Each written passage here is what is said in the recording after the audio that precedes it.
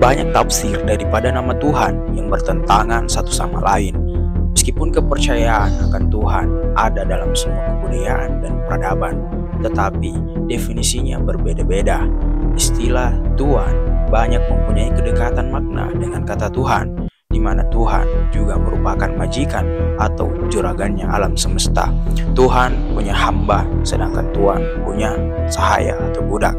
Kata Tuhan disebutkan lebih dari 1000 kali dalam Al-Quran, sementara di dalam Alkitab kata Tuhan disebutkan sebanyak 7.677 kali.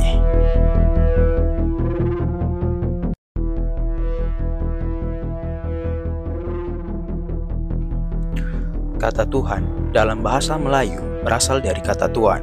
Buku pertama yang memberi keterangan tentang hubungan kata Tuan dan Tuhan adalah Ensiklopedia Populer Gereja oleh Adolf Hilken sekitar tahun 1976.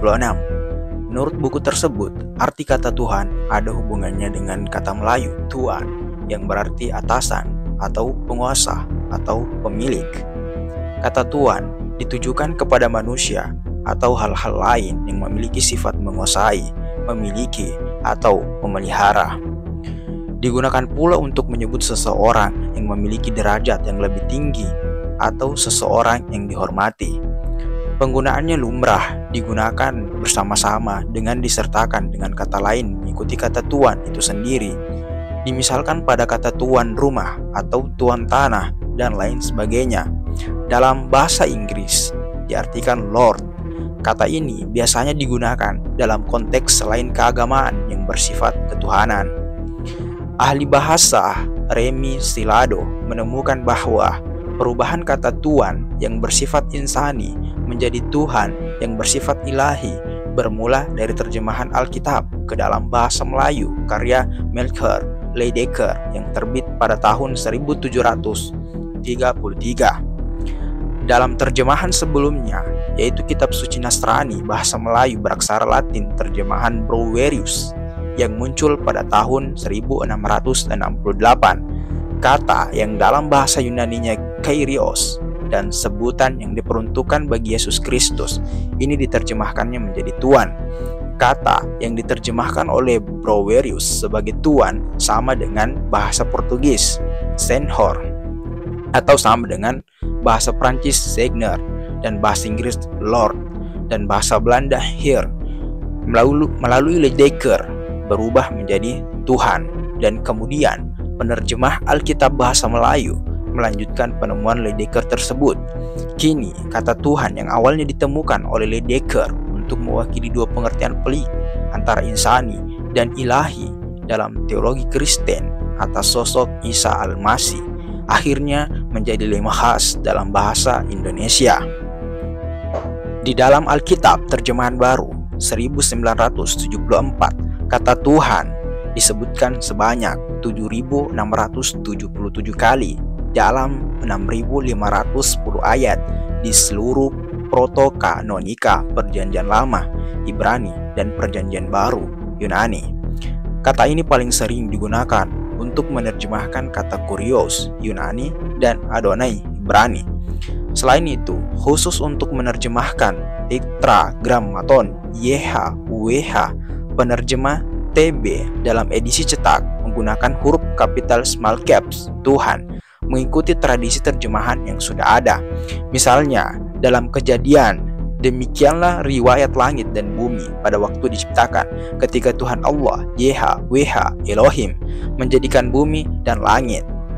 Namun, untuk menulis Adonai YHWH digunakan Tuhan Allah. Misalnya dalam Yesaya 61:1, Roh Tuhan Allah ada padaku, oleh karena Tuhan telah mengurapi aku. Ia telah mengutus aku untuk menyampaikan kabar baik kepada orang-orang sengsara dan merawat orang-orang yang remuk hati, untuk memberitakan pembebasan kepada orang-orang tawanan dan kepada orang-orang yang terkurung kelepasan dari penjara. Dalam bahasa Indonesia modern, kata Tuhan pada umumnya dipakai untuk merujuk kepada suatu zat abadi dan supernatural. Dalam konteks rumpun agama samawi, kata Tuhan dengan huruf T besar hampir selalu mengacu kepada Allah yang diyakini sebagai zat yang maha sempurna, pemilik langit dan bumi yang disembah manusia.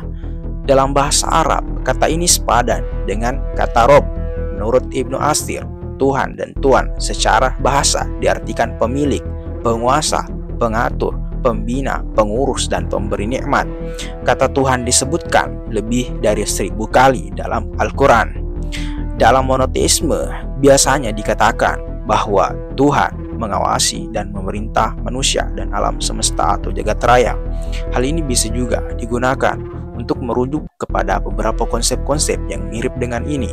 Misalnya, sebuah bentuk energi atau kesadaran yang merasuki seluruh alam semesta, yang keberadaannya membuat alam semesta ada, sumber segala yang ada, kebajikan yang terbaik dan tertinggi dalam semua makhluk hidup, atau apapun yang tak bisa dimengerti atau dijelaskan.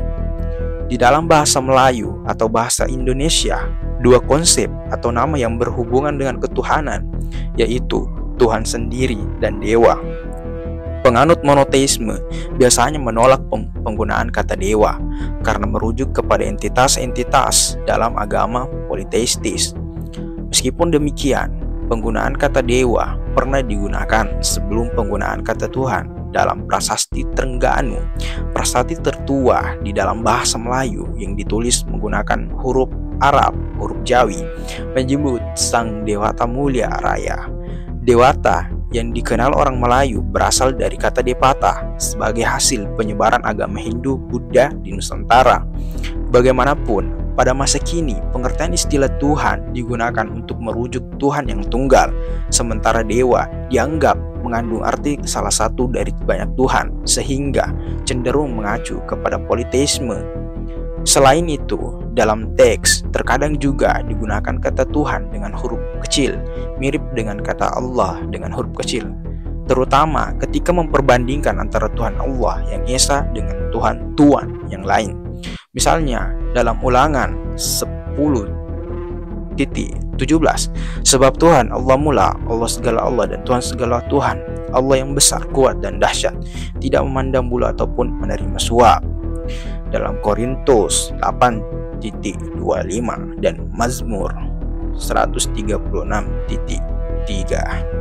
Sekarang muncul sebuah pertanyaan, apakah benar memang kata Tuhan dan kata Rob di dalam Islam itu mempunyai makna yang sepadan atau tidak?